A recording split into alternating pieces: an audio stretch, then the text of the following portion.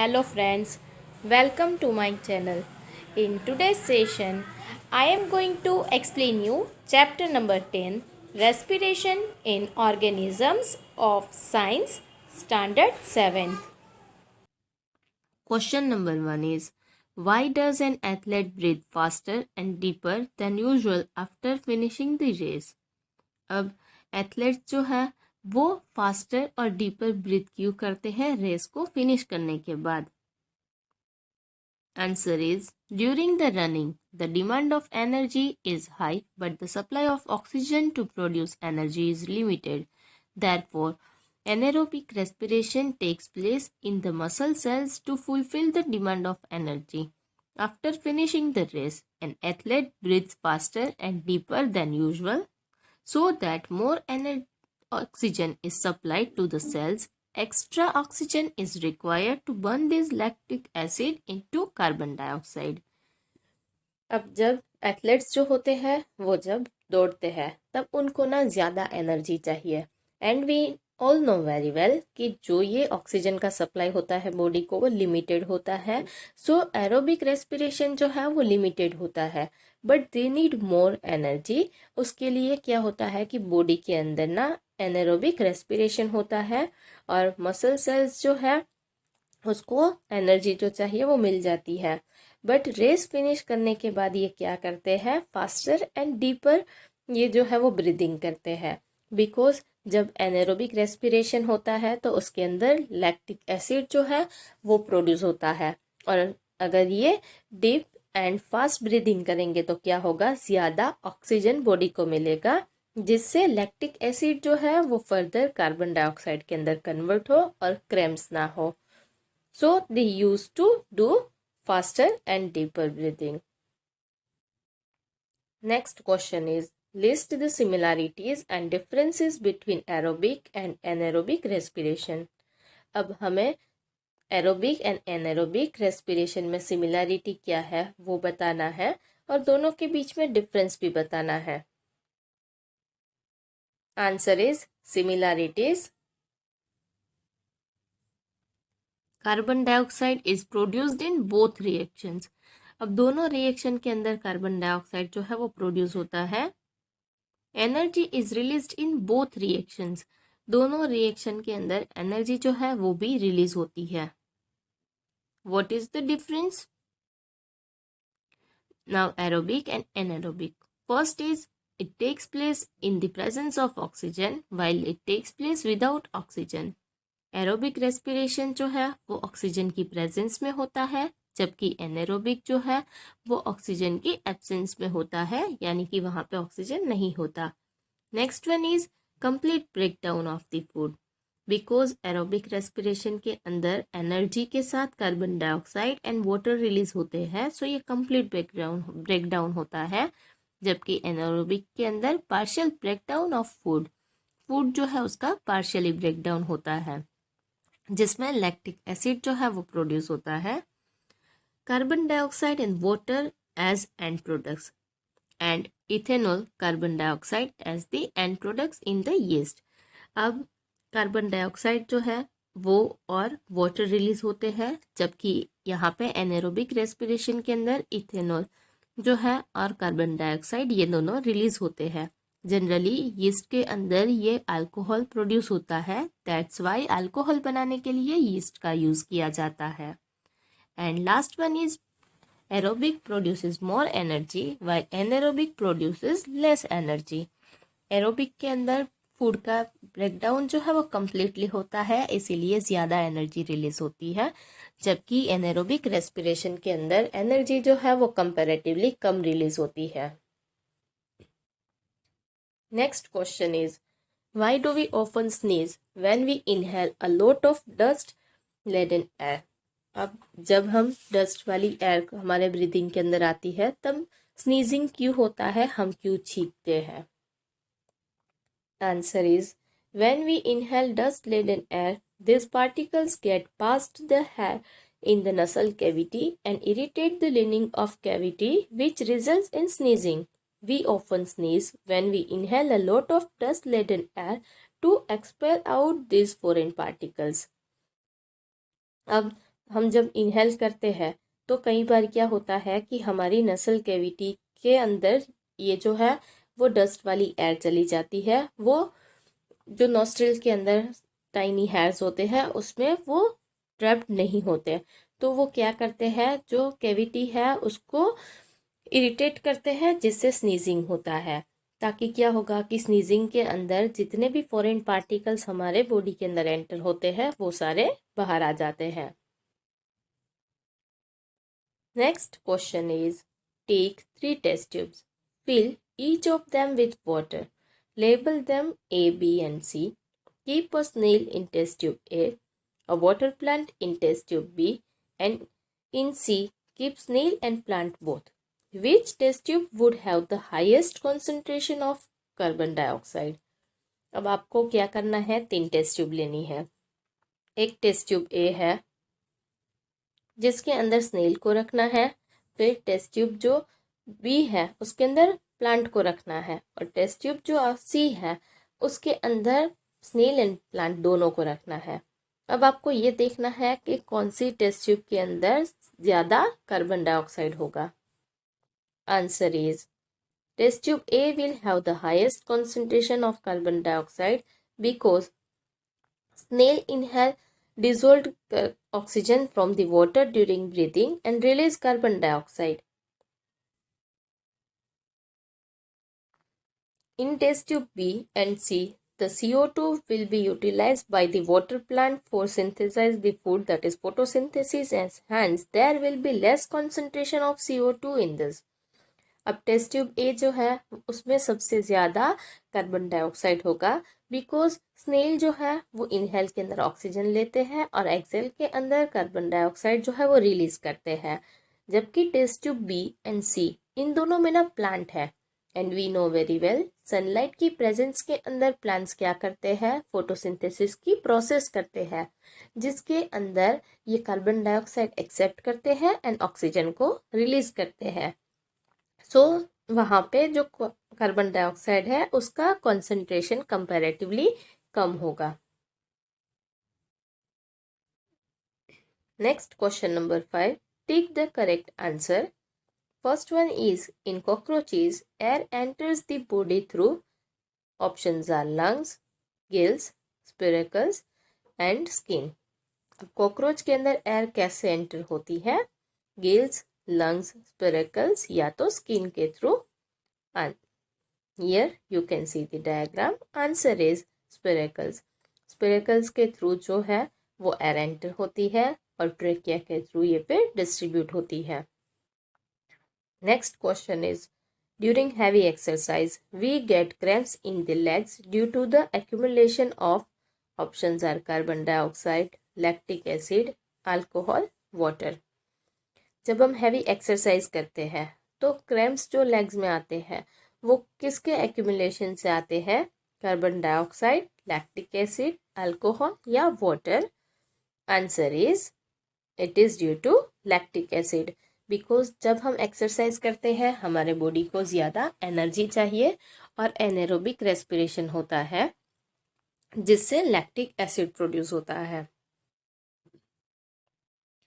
Next question is, normal range of breathing rate per minute in an average adult person at rest is, options are 9 to 12, 15 to 18, 21 to 24 और 30 to 33। अब जो ये breathing rate होती है average adult person में वो कितनी होती है, 9 to 12, 15 to 18, 21 to 24 या 30 to 33। Breathing rate it means completion of the one inhale and one exhale. Answer is 15 to 18. Generally 15 to 18 times हम जब रेस्ट करते हैं तब ब्रीदिंग करते हैं। Next is, during acceleration the ribs,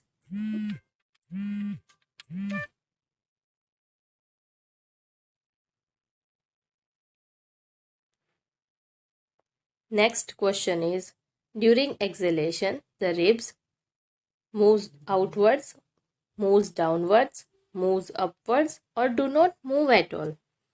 जब एक्सेल की प्रोसेस होती है तब रिब्स की मूवमेंट कैसी होती है, वो आउटवर्ड जाते हैं, या तो डाउनवर्ड जाते हैं, या तो अपवर्ड ऊपर की ओर जाते हैं, या तो मूव ही नहीं करते। Answer is moves downwards. जब हम एक्सेल करते हैं तब रिब्स जो है वो डाउनवर्ड्स आते हैं और जो डायफ्राग्राम है वो अपवर्ड जाता है। Next question is match the items in column 1 with those in column 2। अब हमें यहाँ पे कॉलम 1 एंड कॉलम जो 2 है उन दोनों को मैच करना है। कॉलम 1 में दिया है yeast, diaphragm, skin, leaves, fish, frog, and column 2 के अंदर अप्रोप्रिएट ऑप्शंस दिए हैं और वो हमें फाइंड करके मैच करने हैं। आंसर इज यीस्ट कि जो अल्कोहल बनाने में यूज होती है। देन डायफ्राग्राम चेस्ट कैविटी के अंदर होता है। स्किन जो है उसके थ्रू अर्थवॉर्म्स रेस्पिरेशन की प्रोसेस करते हैं। लीव्स के अंदर जो टाइनी पोर्स होते हैं जिसको हम स्टोमाटा बोलते हैं। फिश जो है वो गिल्स के थ्रू रेस्पिरेशन की प्रोसेस करते हैं। And frogs have both the lungs and skin for the process of respiration. Next question is mark T if the statement is true and F if it is false. अगर statement true है तो T mark करना है, यानी true है या false है वो हमें बताना है। First one is during heavy exercise the breathing rate of a person slow down. जब हम हैवी एक्सरसाइज करते हैं तो हमारी ब्रीदिंग रेट जो है वो कम हो जाती है। Is it true? No, it is false. हमारी जो ब्रीदिंग रेट जो है वो फास्टर होती है। Next is plants carry out photosynthesis only during the day and respiration only at night. Plants जो फोटोसिंथेसिस की प्रोसेस करते हैं वो डे टाइम में होती है और रेस्पिरेशन जो है वो सिर्फ नाइट में होता है। It is false because plants जो फोटोसिंथेसिस की प्रोसेस करते हैं वो तो सिर्फ डे टाइम में होता है, बट ये जो रेस्पिरेशन की प्रोसेस है वो 24 आवर्स कंटिन्यूअसली चलती है। Next one is frogs breathe through their skins as well as their lungs. अब फ्रॉग्स जो है वो skins as well as lungs दोनों से रेस्पिरेशन की प्रोसेस करते हैं। Yes, it is true. Next is the fishes have gills for respiration. Fishes have lungs for respiration. अब फिश के अंदर लंग्स होते हैं रेस्पिरेशन की प्रोसेस के लिए। No, it is false because fish के अंदर गिल्स होती है। Next question is the size of the chest cavity increases during inhalation. अब चेस्ट कैविटी की जो साइज है वो इनहेलेशन के टाइम इंक्रीज होती है। Yes, it is true because ribs जो है वो अपवर्ड जाते हैं एंड आउटवर्ड मूव करते हैं। Next question is given below is a square of letters in which words are hidden with different words related to the respiration in organisms. These words may be present in any direction, upward, downward, or along the diagonals. Find the words for your respiratory system. Clue about these words are given below the square. अब यहाँ पे कुछ words जो है ना वो hidden है और ये जो words है वो respiration की process से related ही है, तो हमें यहाँ पे वर्ड जो है वो फाइंड करने हैं। माइट बी पॉसिबल ये जो वर्ड्स है वो क्रॉस में है, या तो अपवर्ड या तो डाउनवर्ड है, वो हमें सारे फाइंड करने हैं। और ये वर्ड्स फाइंड करने के लिए हमें कुछ क्लूज दिए गए हैं। So let's see. First one is the air tubes of the insects. Insects की जो एयर ट्यूब होती है उसको क्या बोला जाता है? Answer is trachea. Here answers are given. यहाँ पे आपको सारे आंसर्स दिए हैं, like trachea is given over here. Next one is the skeletal structure surrounding the chest cavity. Chest cavity के आसपास जो skeleton structure होता है उसको क्या बोला जाता है? Answer is ribs. Here it is given. Next is muscular floor of chest cavity. Chest cavity का जो muscular floor होता है उसको क्या बोला जाता है? It is known as diaphragm. ये डायफ्राग्राम यहाँ से ऐसे दिया है। Next one is tiny pores on the surface of lip. Leaves की सरफेस के ऊपर जो टाइनी पोर्स होते हैं जो ब्रीदिंग की प्रोसेस में हेल्प करते हैं उसको क्या बोला जाता है? They are known as stomata. Next is small openings on the sides of the body of an insect. अब इंसेक्ट के बॉडी के अंदर साइड्स में ओपनिंग्स होते हैं, उसको क्या बोला जाता है? They are known as the spiracles. Next, the respiratory organs of human beings. Human beings के रेस्पिरेटरी ऑर्गन्स कौन से हैं? They are lungs. The opening through which we inhale. हम इनहेल जहां से करते हैं उसको क्या बोलते हैं? They are known as nostrils. उनको हम नोस्ट्रिल्स बोलते हैं। Next is an anaerobic organism. एक ऑर्गेनिज्म का नाम बताना है जिसके अंदर एनारोबिक रेस्पिरेशन होता है। Answer is yeast. यीस्ट के अंदर एनारोबिक रेस्पिरेशन होता है, इसीलिए वो अल्कोहल बनाने के लिए यूज होती है। Next is an organism with tracheal system. एक ऑर्गेनिज्म का नाम बताना है जिसके अंदर ट्रैकिया की सिस्टम होती है। It means we need to give name of an insect. Answer is ant. यहाँ पे आपको जो एंट आंसर है वो दिया है। Next question is the mount trees carry oxygen with them because options are at an altitude of more than 5 kilometers there is no air. The amount of air available to a person is less than that available on the ground. Next is the temperature of air is higher than that on the ground. And last one is the pressure of air is higher than that on the ground. अब जो mountaineers होते हैं जो mount को climb करते हैं, mountains को, वो अपने साथ ऑक्सीजन लेके क्यों जाते हैं? ऑप्शंस जो है वो आपको दिए हैं कि 5 किलोमीटर्स के बाद अल्टीट्यूड के ऊपर आप जाओगे तो वहाँ पे एयर ही नहीं होती, या तो जो एयर होती है वो ग्राउंड के कंपैरेटिवली कम होती है, या टेम्परेचर जैसे ऊपर जाओगे वहाँ पे ज़्यादा होता है, एंड लास्ट ऑप्शन दिया है प्रेशर जो है वो जैसे ऊपर जाओगे तो वो हायर होता है। Which one is the correct answer that we need to find? Answer is the amount of air available to a person is less than that of the available on the ground. अब mountains के अंदर जब हम जाते हैं तब क्या होता है? Answer is the amount of air available to a person is less than that of available on the ground. अब आंसर क्या है कि जो एयर अवेलेबल होती है हायर अल्टीट्यूड पे वो कंपैरेटिवली कम होती है ग्राउंड के कंपेयर में, and as we go upward pressure जो है वो डिक्रीज होता है और टेम्परेचर भी डिक्रीज होता है। वहाँ पे एयर कम होती है, ऑक्सीजन कम होता है, and we know very well कि क्लाइंब करने के लिए अल्टीमेटली हमें ज़्यादा एनर्जी चाहिए, और ये ज़्यादा एनर्जी के लिए ऑक्सीजन भी सफिशिएंट होना काफ़ी ज़रूरी है। दैट्स वाई वो अपने साथ ऑक्सीजन लेके जाते हैं ताकि ऊपर जाके ऑक्सीजन कम हो तब वो यूज़ कर सके। Here I have explain you entire exercise. Thank you. Thank you for watching this video. If you have really liked this video, please like it and share it with your friends. If you have not subscribed my channel yet, please subscribe it by pressing the bell icon on the right hand side. Thank you.